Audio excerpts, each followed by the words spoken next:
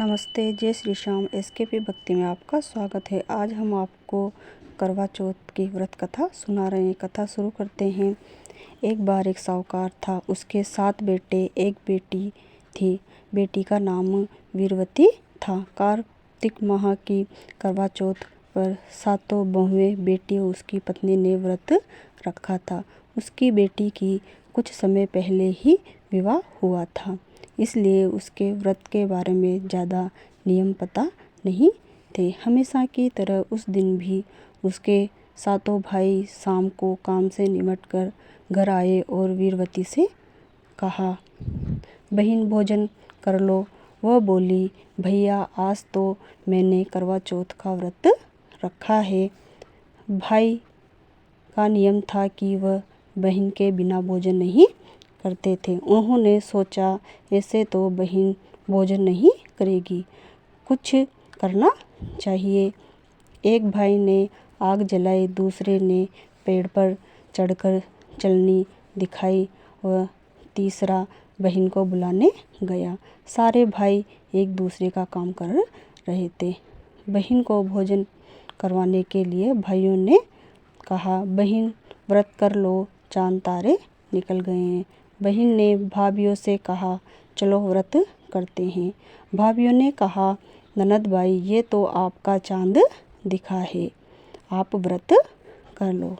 अग्नि की रोशनी देखकर बहन को भोजन करवाने लगे। पहले निवाले में उसे छींक आ गई, दूसरे निवाले में बाल आ गया और तीसरे निवाले में उसके पति की मृत्यु का समाचार आते ही उसकी माँ ने नए वस्त्र से वस्त्र निकाले तो एक भी लाल पीला वस्त्र नहीं निकला, काले नीले वस्त्र ही नजर आए। फिर एक भूरी रंग की साड़ी पहनाकर कहा, रास्ते में जो भी मिले सबके पैर छूना, घर में ननद के पैर जरूर छूना।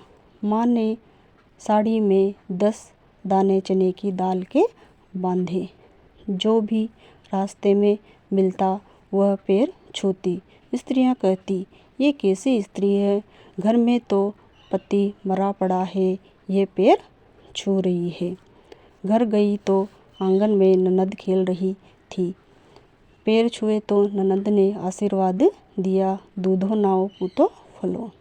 फिर पति को देखकर वह कहने लगी, मैं इन्हें नहीं ले जाने दूंगी। लोग कहने लगे, ये कैसी स्त्री है। बहुत समझाया पर उसके समझ नहीं आया। उसने कहा, मैं भी इनके साथ चलूंगी। तो वो भी उनके साथ चली गई और पति को नहीं जलाने दिया। वह रोज चौथ से प्रार्थना करती रही। आंगन की चौथ आई तो कहने लगी, हे चौथ माँ, मेरे पति को जिंदा कर दो। वह बोली, मैं तो सुहाग नहीं दे सकती, पौष में जो चौथ आएगी उससे मांगना। फिर पौष वाली चौथ ने माह के लिए कहा। फिर फागुन, चैत्र, बैसाख, ज्येष्ठ, आषाढ़, सावन, भादवा, आश्विन की चौथ ने कहा। कार्तिक में जो चौथ आएगी उसके पैर पकड़ लेना और वही तुम्हें सुहाग देगी। कार्तिक माह में चौथ आई, डरावनी, बाल बिखरे, मिट्टी में लथपथ, कहने लगी, करवो लहरे करवो ले, घनी भुकालू घनी तुसालू, 7 भाइयों की बहन, दिन में तारा देखने वाली, करवो लये करवो ले।